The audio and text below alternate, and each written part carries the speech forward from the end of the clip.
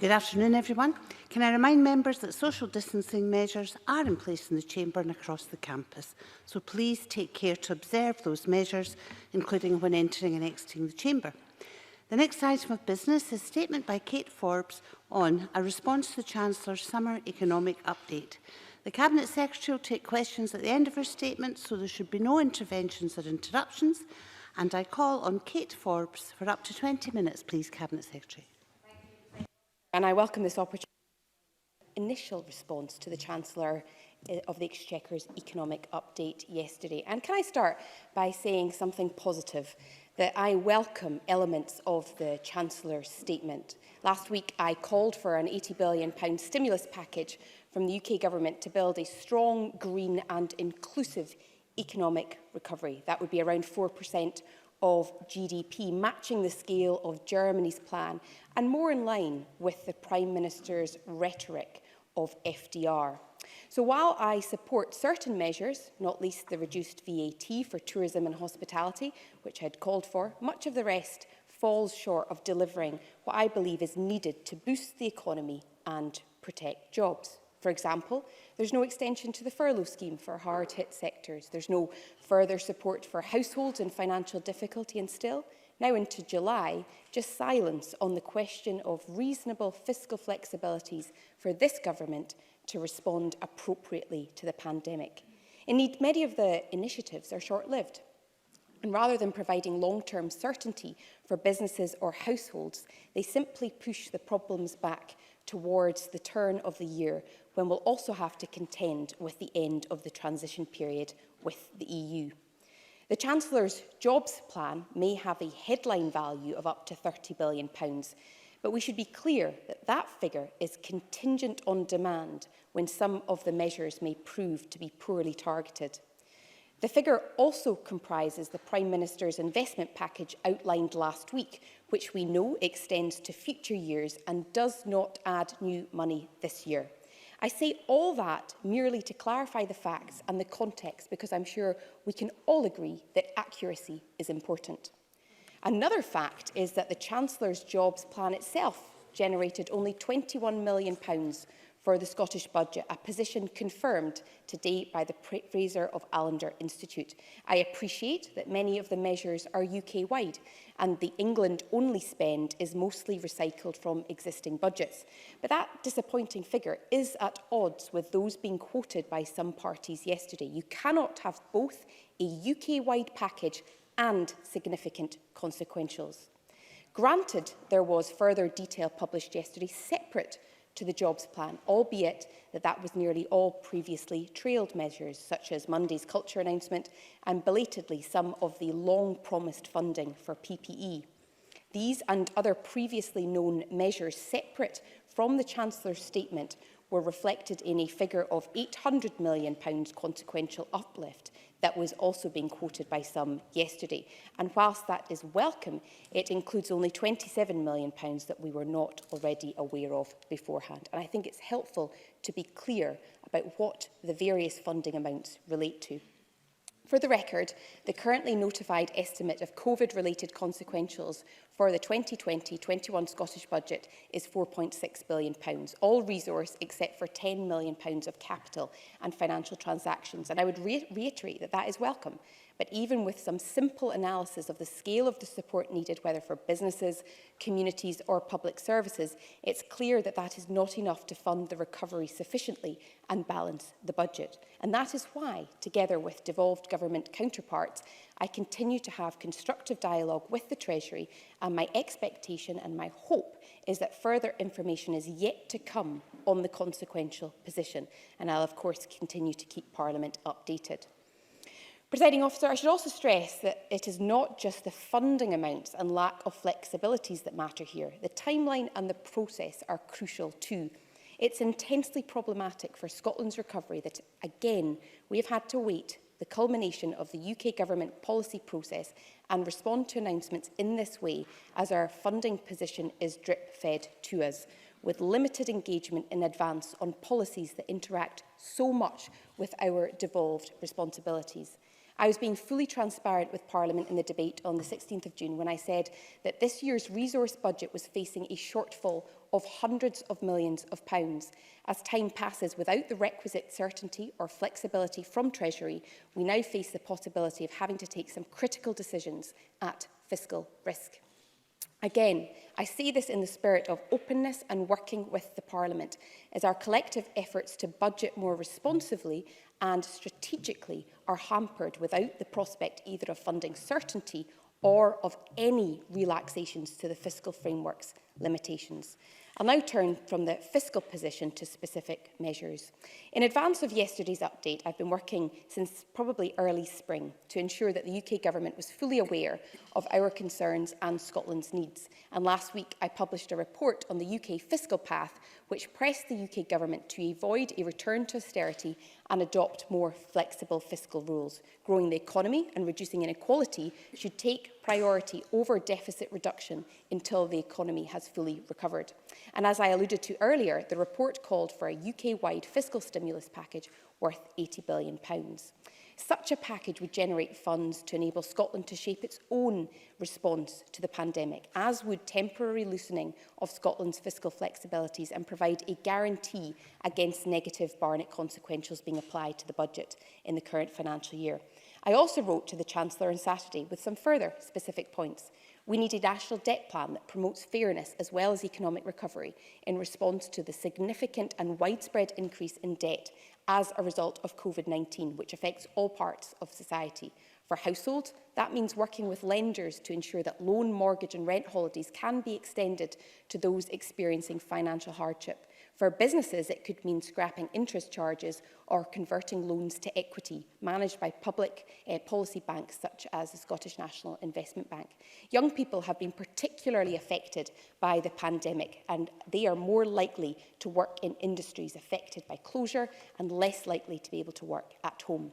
I recommended a jobs guarantee for young people to ensure that they have access to work, an apprenticeship or training that helps prevent the damaging effects of being out of the labour market at the beginning of their working lives, building on the success of the Edinburgh Guarantee programme.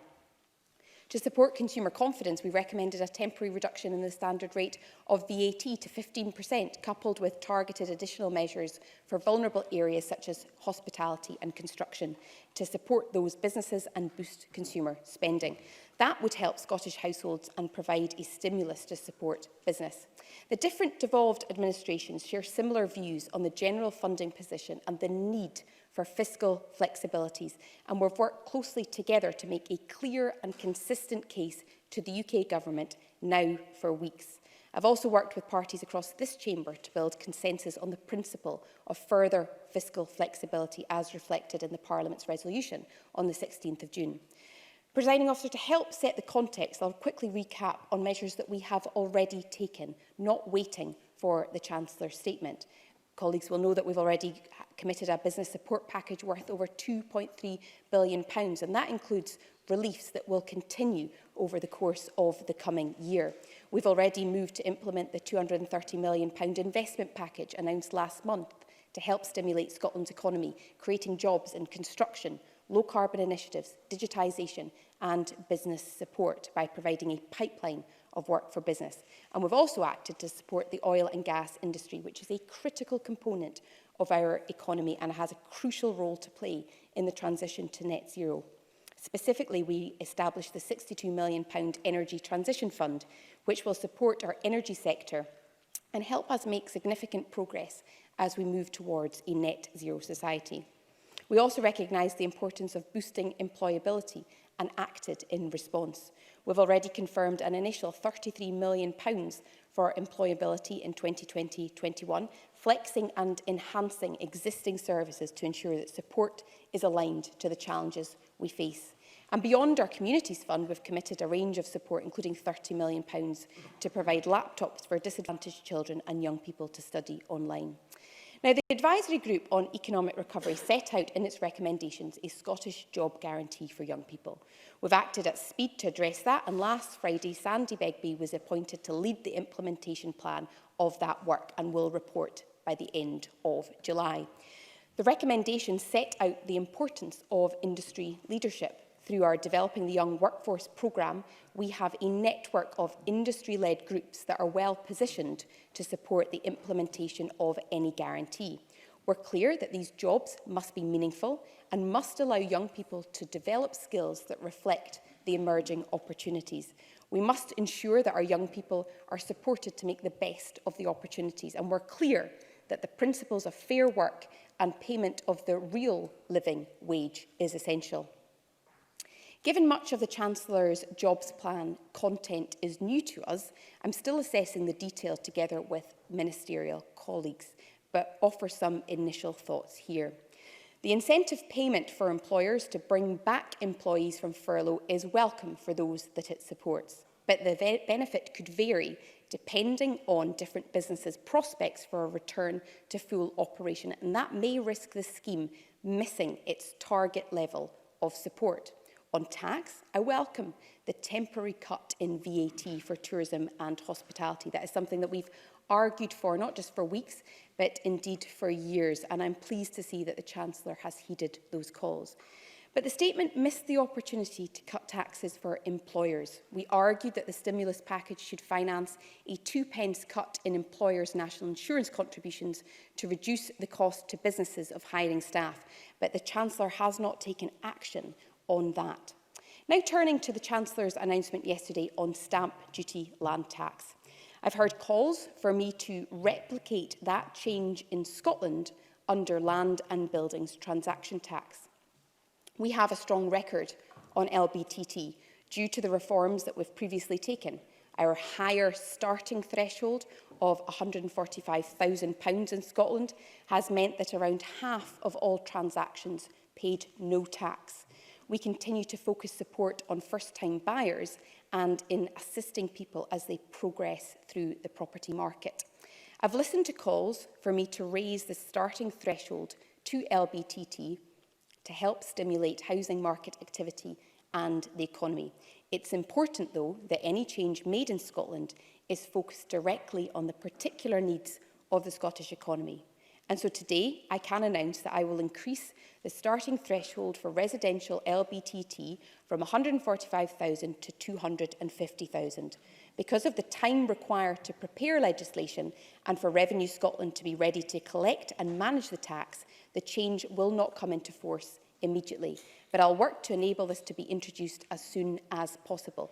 The rates for the additional dwelling supplement and non-residential LBTT remain unchanged. That means that 8 out of 10 people purchasing a property in Scotland will be taken out of LBTT, excluding the additional dwelling supplement.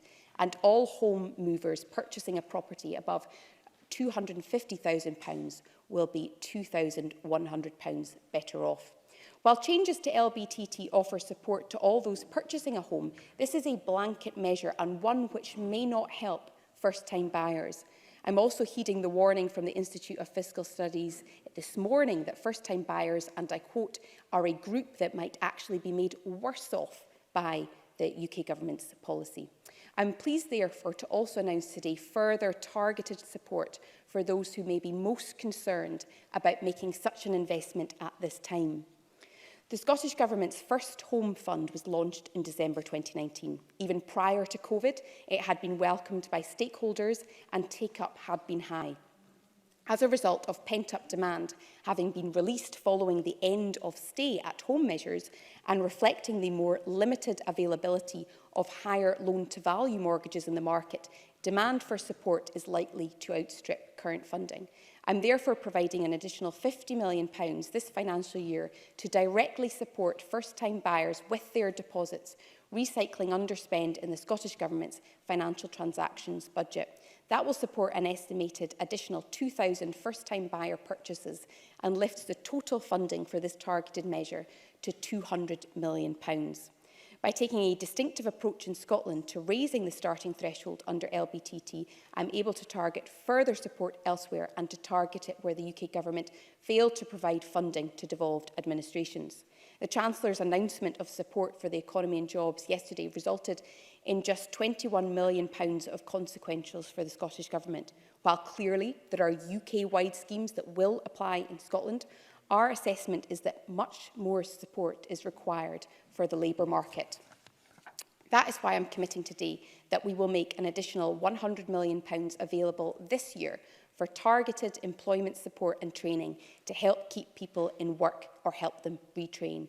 Even alongside the Chancellor's Youth Employment Scheme, this is unlikely to be all that we will need to do to support employment and skills over the next year, but it is a first step, and the Economy Secretary will set out the policy details to Parliament soon. Beyond these initial actions, we'll consider the UK Government's announcements and their impact on Scotland more closely and respond more fully, and I welcome contributions on the detail from across the Chamber. Presiding Officer, I continue to seek to engage Parliament at every step of our fiscal response to COVID-19, reflecting the Government's route map and the evolving challenges for businesses, communities and public services. Following the summer budget revision, which set out more than £4 billion of spending to address COVID, I'll continue with the collaborative approach looking ahead to the autumn budget revision and, of course, the 2021-22 budget process. The Chancellor's economic update provided an opportunity for the UK Government to explain how it will support the Scottish economy, along with the rest of the UK economy, to recover from the impact of the COVID-19 outbreak. While the update showed that the UK Government is willing to act, we'll continue to press for action that better meets the needs of Scotland in the areas where this Parliament does not have the power to act. The Scottish Government's ambition is to work towards the elimination of COVID-19 in Scotland and for the Scottish economy to return to delivering prosperity and growth. In order to achieve that, I have set out to the UK Government the additional, focused, limited and temporary fiscal flexibilities that we seek, and we will continue to liaise constructively and in the hope that they will heed those calls. As I have said, under the current arrangements, our budgeting approach and timetable in response to this crisis continues to be heavily contingent on that of the UK Government. The fiscal powers we are seeking would enable the Scottish Government to respond to COVID-19 more effectively and reboot our economy. They are relatively limited powers. I'm still not quite sure why we're debating it, but they would ease some of the immense pressures on our budget and give us more tools to kickstart our recovery. It's also essential that the UK Government provides early clarity on its plans for the spending review and the budget this autumn to enable us to plan and contribute.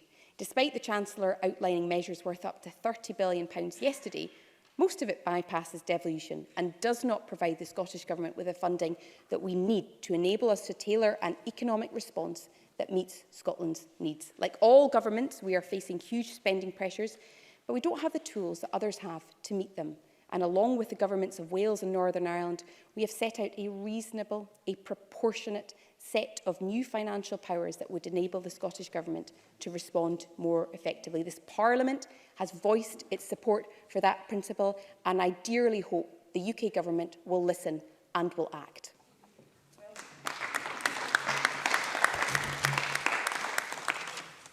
The Cabinet Secretary will now take questions on the issues raised in her statement, and I'll allow around 40 minutes for that. It would be helpful if those members who wish to ask a question would press the request to speak buttons now, and I call on Donald Cameron. Can I thank the Cabinet Secretary for prior sight of her statement? The truth is that yesterday Rishi Sunak announced an ambitious plan for the whole of the UK, incentivising employment with a job retention bonus scheme and cutting tax for hard-pressed sectors such as hospitality, measures which will directly benefit Scottish workers and business. Far from bypassing devolution, this is devolution working, with the UK Government continuing to inject unprecedented funds directly into the Scottish economy. It is, of course, still not enough for the SNP Government, even though yesterday's announcement was warmly welcomed by the FSB, the Scottish Chambers of Commerce and the Scottish Tourism Alliance, to name but a few.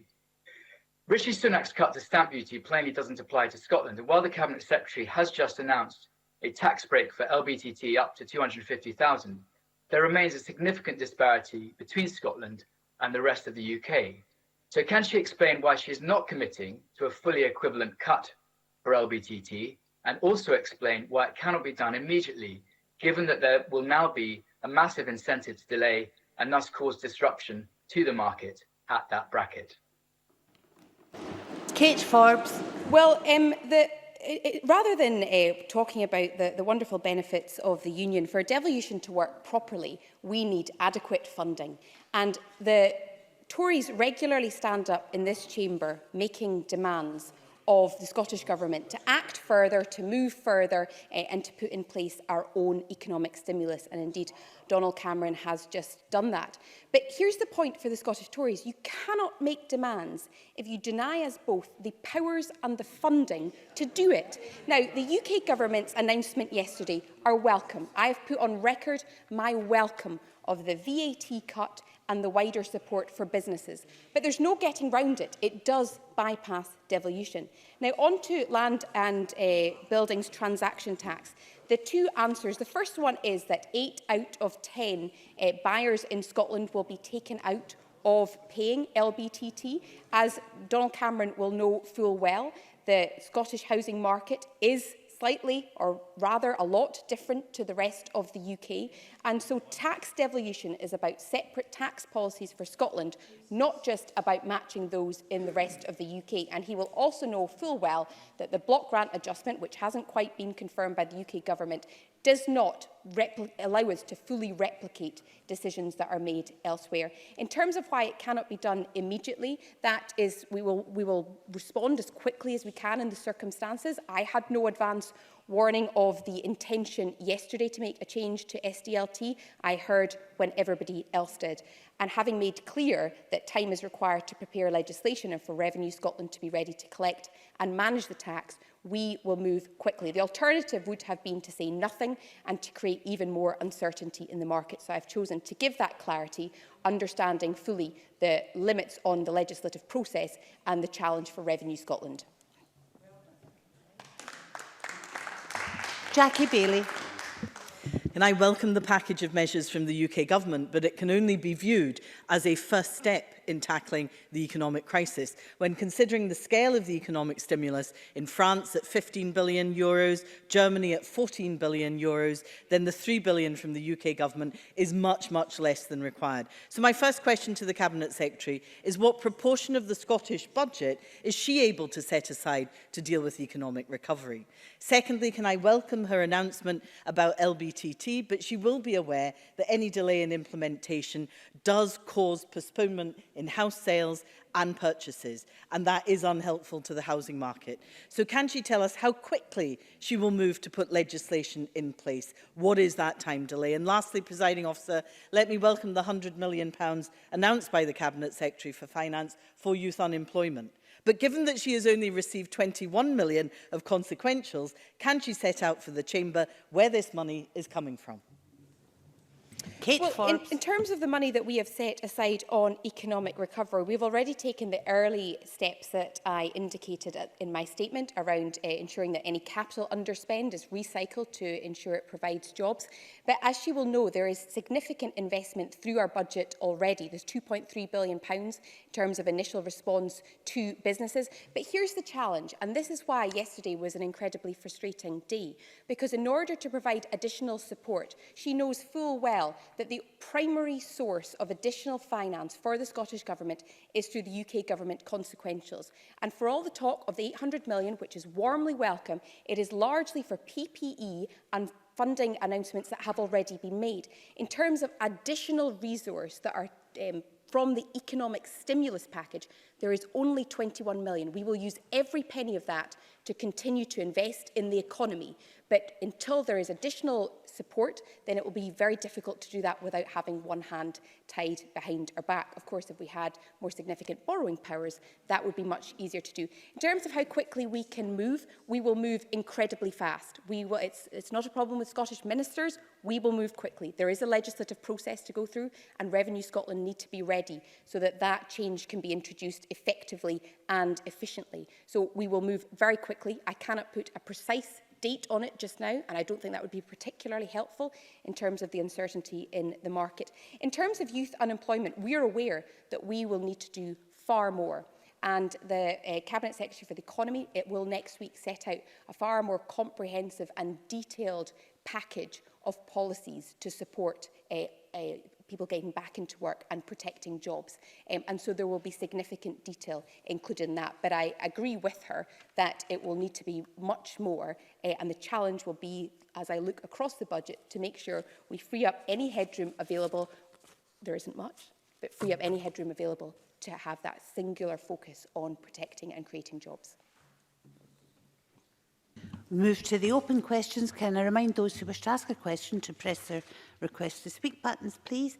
And I first of all call Patrick Harvey, to be followed by Willie Rennie. Thank you, Presiding Officer. In relation to the measures on hospitality in particular, I'm looking forward to getting back to the pub as much as anybody, but I want to do it when it's safe, and I also want to do it when I know that the people working there are being treated decently. So the announcements from the UK government on this have come in the same week that we've heard that the G1 Group in Glasgow, one of our biggest hospitality employers, is announcing another wave of redundancies. It seems that they're doing that well in advance of the end of the furlough scheme, which could keep those jobs going a bit longer. And the union organisers in Unite Hospitality also tell me that the staff affected have not been consulted with in advance in the way that they're supposed to be, that younger workers who've had less than 2 years service are being particularly targeted because they don't have the same employment rights. And there is a genuine concern that the employer is using furlough money to pay people's wages please, in lieu, which even the UK Treasury wants to rule out. So what can the Scottish Government do to ensure that employers are not abusing the measures that are put in place, that we don't see recovery becoming another race to the bottom on wages and employment standards, and that we actually ensure a sector with endemic problems of poverty pay changes and starts to look after the people who do the work that earn their profits? Kate Forbes. Thanks. Well, the first point I'd make is that employers are starting to make decisions about redundancies in part because they know that the furlough scheme is coming to an end and that there is a cliff edge in October. And there was an option for the Chancellor yesterday to extend the furlough scheme, albeit on a sectoral basis, on a phased basis, like France has done for up to 2 years. And that, I think, would mean that avert the rapid increase in redundancies, particularly in the hospitality sector. But the point he makes about ensuring that there are fair work practices in place is important. And I can assure him that all of our support for employability and skills and retraining and support for businesses to keep people in work will have fair work at its heart. As I said, Fiona Hislop will set out the details of that soon, but our assurance is that it will ensure that the individual, particularly young people who are finding themselves in one of the most challenging job markets in a generation, have that support, not just to be in work, but also to have a fair wage and have meaningful contracts. Willie Rennie, to be followed by Bruce Crawford. I thank the Finance Secretary for an advanced sight of her statement, even if it was titled as from the First Minister. I'm not sure if she had a hand in that. She will hopefully be aware of my colleagues Jamie Stone MP's work to stand up for financial support for the excluded, the self-employed, freelancers and others who have been left behind. In our future discussions with the Chancellor, will she raise this important issue with him, and will she commit her government to support these people too? Kate Forbes. The answer is yes. I have already raised those points quite a number of times in particularly my quad calls with with the UK Government and also the Welsh and the Northern Irish Executive representatives, and I'll continue to do that. And in terms of going forward, we will make sure that funding that we put in place tries to catch everybody. He'll know that in terms of the initial response, we already moved further to ensure, for example, the newly self-employed got support. We can't do that for everybody, but we have moved further where we can. Of course, the two things that are hindering us is access to funding and relaxed fiscal powers. If we had both of those, then we would be able to go even further. Bruce Crawford, followed by Maurice Golden. Thank you, President Officer. Many of us here at Holyrood welcomed much of what the Chancellor announced yesterday to protect jobs and the economy. But Cabinet Secretary, would you agree with me that it's equally true to say that what was missing from the announcement that caused great concern? Prior to the announcement, the finance ministers from all three devolved nations very reasonably asked the Chancellor to ease current financial restrictions on devolved governments. which would enable each nation to kickstart their own recoveries. Cabinet Secretary, is it therefore not deeply disappointing that the Tory government has ignored these calls? Kate Forbes. It is very disappointing. We made those calls in good faith. We have been reasonable.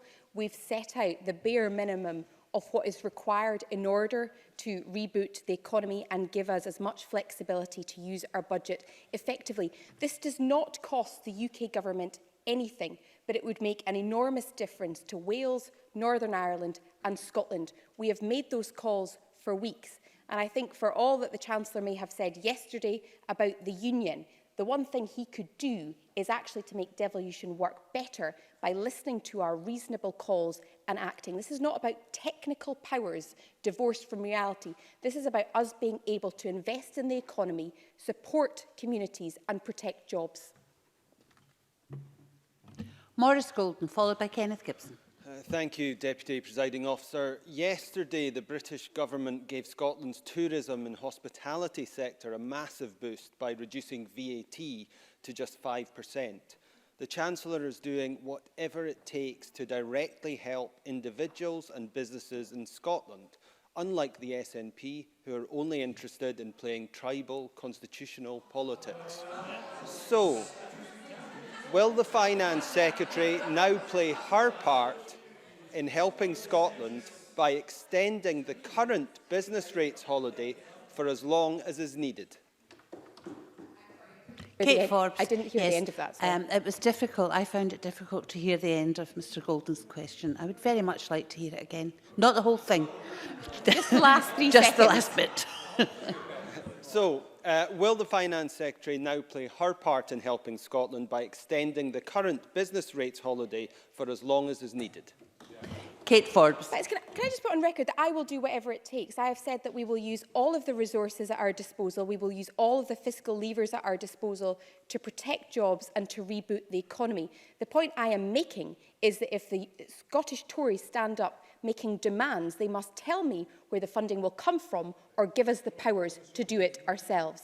In terms of the non-domestic rates, that is an obvious example of another request that has not come with consequential funding attached. Therefore, whilst I'm very sympathetic to the argument, I'd like to know what part of the budget that money should come from, because we cannot borrow revenue in order to extend those grants, and I cannot recycle money from one part of my budget to the other because of arcane fiscal rules. And so that is the problem here. For all the demands they make, they must give us the powers or the funding to do it. Kenneth Gibson, followed by Alex Rowley. Presiding Officer, UK gross domestic product last year was £2.21 trillion.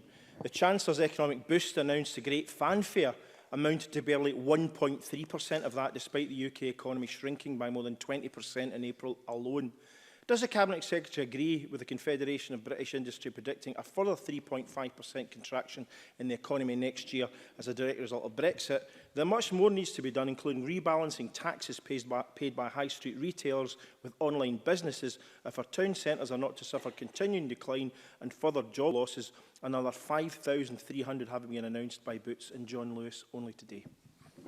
Kate Forbes. Well, I think that the scale of the economic challenge that we're facing requires an ambitious and practical response. And I think it's highly likely that the Chancellor will most likely have to come back for more. And I think he's delayed a lot of the more significant announcements to the autumn. In terms of the plan yesterday, yes, we know that there has been and will continue to be a contraction in the economy. We know from our own Scottish Government analysis that it's unlikely to be a V-shaped recovery and instead will more likely be a protracted economic recovery. And that's why we need to look not just to the short term but to the long term. We know that a lot of the welcome initiatives that were announced yesterday have a short shelf life. VAT reduction will come to an end in January, the middle of winter, at the hardest point for the tourism industry. We know that the support for wages and jobs will also come to an end in that time period. So the point is, looking further ahead, we need to make sure that there's support in place to support the Scottish economy in particular. Alex Rowley, followed, I hope, by Emma Harper joining us remotely. Alex Rowley. It is deeply disappointing, Presiding Officer, that the Chancellor completely ignored the calls from devolved administrations for greater flexibility and for greater borrowing powers. Labour will continue to work with the Scottish Government to push on these issues.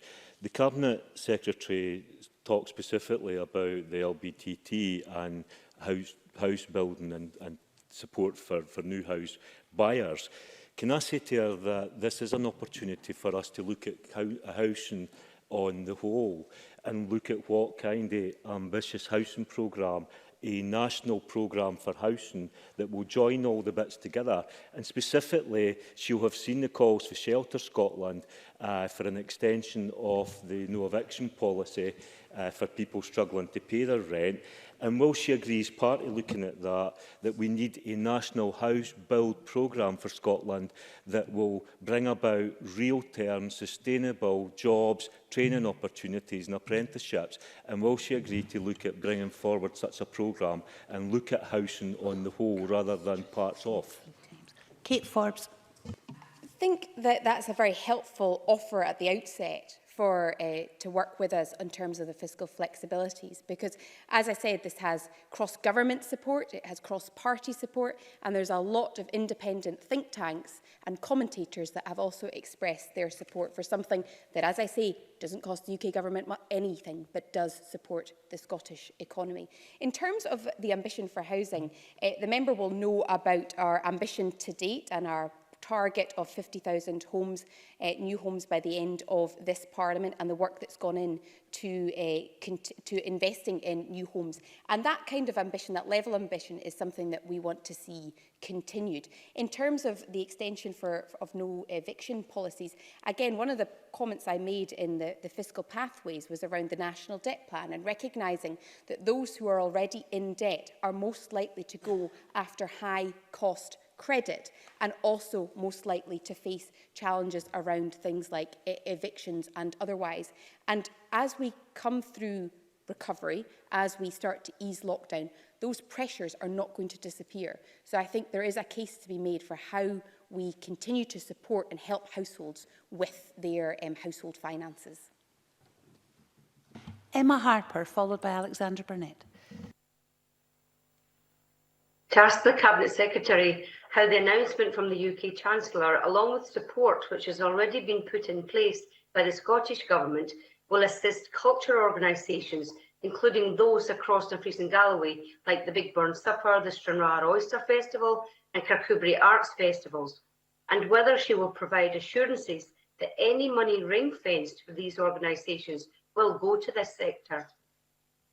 Kate Forbes. Again, in the spirit of being positive, let me say how much I welcomed the UK Government's announcement last week of the investment in culture, because it recognises the severe impact of the pandemic on those sectors in particularly. And we hope that the UK Government acts swiftly to share information on how the grants and loans will work, following which we will establish the best means to provide additional support to those devastated by COVID-19.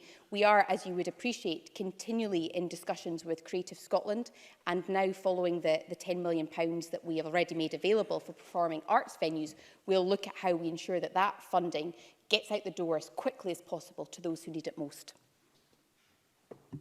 Alexander Burnett, followed by George Adam. Thank you, Presiding Officer, and I note members to my register of interest. Now, we all welcome business support grants and the Finance Secretary's initial confirmation that the deadline would be the 31st of March 2021. And we were disappointed but understood the change of plan to close the scheme early so that remaining money could be repurposed, as she repeated just now. However, the scheme closes tomorrow and there is no replacement. Businesses, including those in events management and catering, who have received nothing so far, would have been waiting to hear the replacement scheme today. So can I ask the Cabinet Secretary, when will she repurpose or provide additional funds for these businesses? Kate Forbes. Well, we keep our funding under review at all times. I'm not aware of having promised to replace a new scheme, but we will ensure that funding continues to be made available to businesses that need it most. And as you will already know, parts of that have already been repurposed to ensure that our funding goes even further through the Pivotal Enterprise Resilience Fund and through the hardship scheme, neither of which exist south of the border and neither of which received consequentials to make it happen. But we will keep that funding under review and hope to continue to work with business organisations to identify those who need the funding the most. George Adam, followed by Sarah Boyack. Thank you, Presiding Officer. Does the Cabinet Secretary agree with me that while the Chancellor's announcement of a £30 billion package of support for jobs is welcome, the UK Government has yet again bypassed devolution, and as a result, the Scottish Government will only receive £21 million to support jobs in the economy? Cabinet Secretary, surely this is a missed opportunity to ensure that we have an approach to jobs that is tailored for Scotland's economy. Kate Forbes. The incredible arguments that were being made yesterday about this both being a UK-wide initiative and generating consequentials cannot be true. You cannot have both of those facts existing together. And I hope I laid out in my statement where the different elements come into the overall package. But the overall package, whilst very welcome in parts, particularly the cut in VAT, is a missed opportunity that doesn't give us the funding that we need to tailor our response to Scotland's economy. We will continue to work with industry and will continue to engage with the UK Government in order to ensure that the Scottish Government has the resources that it needs. Sarah Boyack, followed by Sandra White. Will the Cabinet Secretary commit to forwarding on all the new consequentials to local government without delay from last week's announcement by Robert Jenrick and the remaining business grants not yet used? And will she act now to give local government financial flexibility and change primary legislation urgently so councils don't have to produce balanced budgets given the crisis, so they can reprofile their deficit given the urgent challenges they face trying to reopen services safely, retain jobs and help support our local economies through investment? Kate Forbes. Two brief answers to that. First, yes, we're already working with local government looking at financial flexibilities, and we'll do that. Most of the asks are about legislation that is reserved, but we are closely working, and I speak regularly to Gail McGregor on what those flexibilities would be. In terms of the UK Government's announcement last week, a further £500 million of funding and the scheme to reimburse lost income, we are working with COSLA, but also pressing the UK Government to provide urgent further details on how the fiscal flexibilities can be applied for local authorities in Scotland, and as yet do not have the full certainty and transparency on how that will work. Sandra White, followed by Mark MacDonald. Thank you very much, Presiding Officer. Cabinet Secretary, there's been a lot of talk about fiscal stimulus and fiscal flexibilities, and I quite understand that. But as others have mentioned, and I'm sure the Cabinet Secretary will agree with me, that what is basically needed is transfer of powers to borrow. That is absolutely important. And can the Cabinet Secretary please let it be known that monies which are given, as has been said, from Westminster to Scotland is not monies that is given, it is monies that we pay our taxes towards. Kate Forbes. Absolutely. These are not gifts. The Scottish taxpayer pays for it, and the Scottish taxpayer will contribute towards the bill at the end. And in terms of borrowing, again, the UK Government has, and it's welcome, funded most of the interventions through record low interest rate borrowing. We have borrowing powers that are all well and good in normal times, but for an extraordinary crisis like this, they do not work. And these very simple requests we've made about repurposing those borrowing powers would make all the difference to allow us to be flexible in our response and to ensure that hard-pressed households and budgets across the country have the support they need. Mark MacDonald, followed by Ruth Maguire.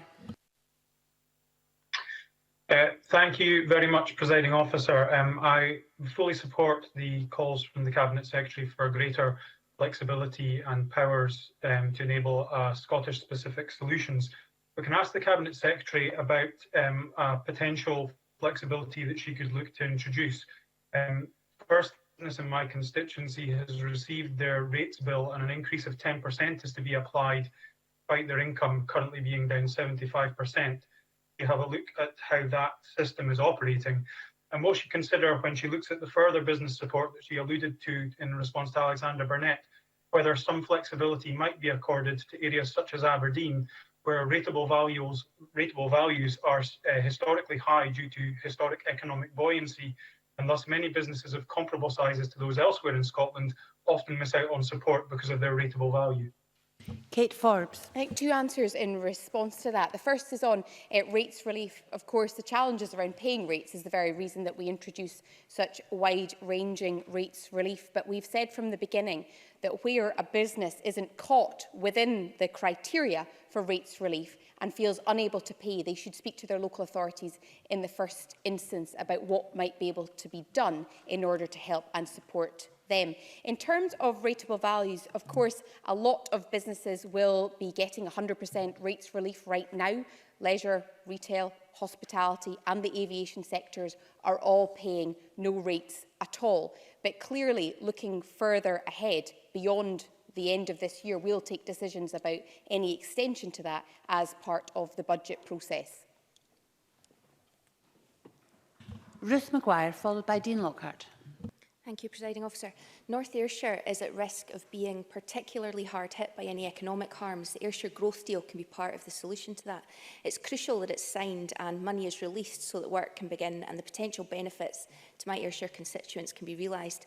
Will the Cabinet Secretary commit to that and urge UK Government counterparts to do the same?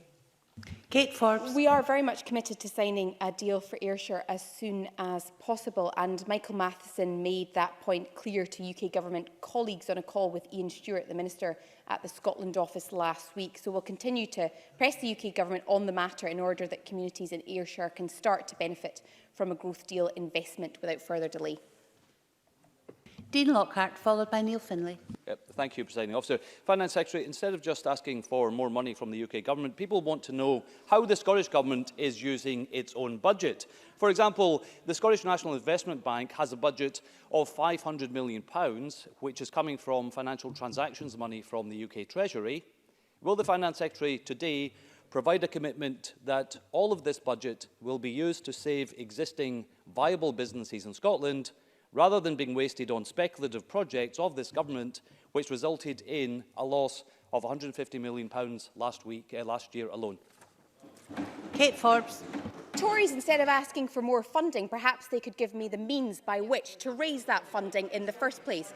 Now, we are using all of our budget.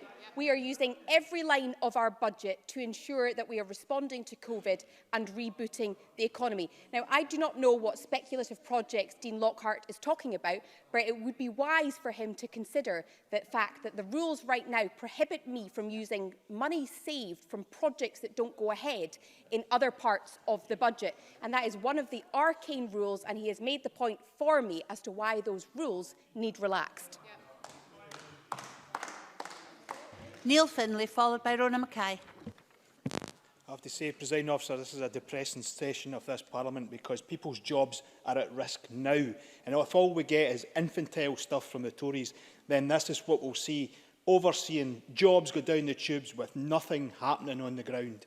The Social Market Foundation report last week identified West Lothian is likely to be the worst hit area of the recession that is with us now.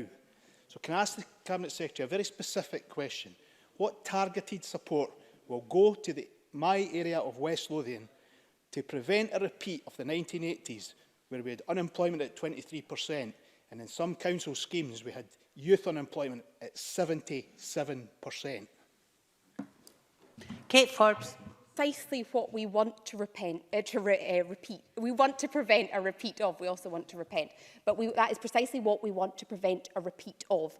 And in terms of the funding that is being made available today, the policy of that, the detailed policies around that in terms of what will be done to support people will be outlined next week. But as it is, where businesses and organisations have indicated that they are going to go through redundancies, we are willing to step in and provide as much support as possible, because the bottom line is that we want to ensure that people stay in work and that we create new jobs for those that have already been made redundant. Rona Mackay, followed by Michelle Ballantyne. Thank you, Presiding Officer. A key principle of fair work is fair pay. Does the Cabinet Secretary agree that the UK Government should be ensuring that young people using the Kickstarter job creation scheme are paid at least the real living wage?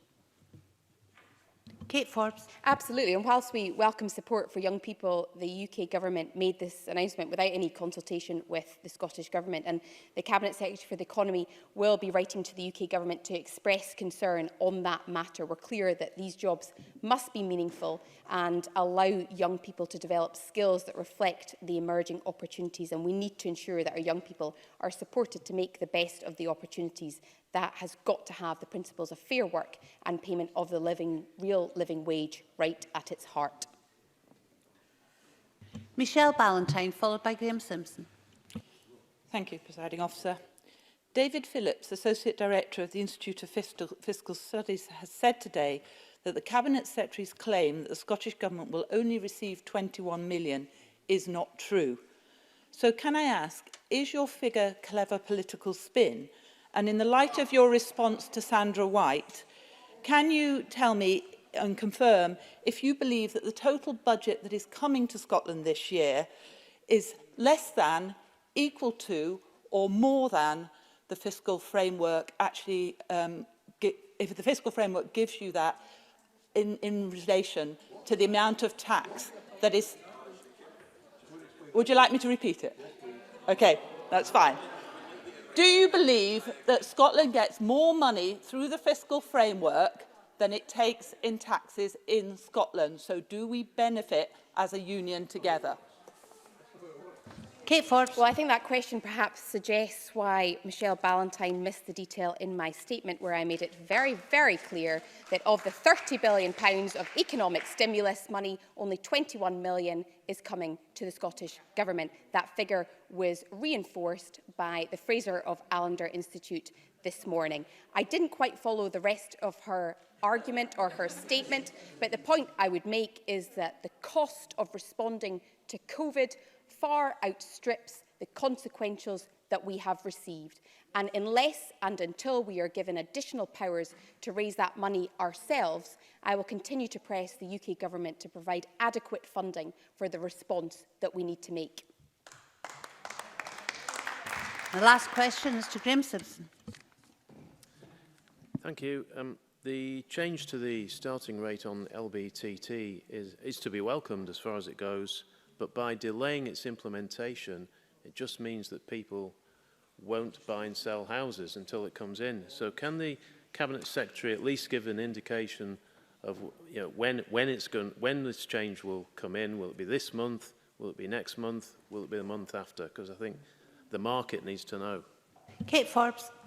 Respectfully, I would start by saying, by making the announcement yesterday, without any consultation with the Scottish Government, the UK Government has already stalled the housing market in Scotland because people will be waiting for confirmation. And that is why I've provided clarity today and why I've committed to ensuring that both the legislative process and Revenue Scotland can work as quickly as possible to put that in place. And I think that would be better than having introduced even more uncertainty by delaying any announcements. But where tax decisions are made by the UK Government that have an impact on Scotland and where we get no advance notice of that, we have to make do with what we've got. That concludes questions on the Cabinet Secretary's response to the Chancellor's summer economic update, and we'll move on to the next item of business.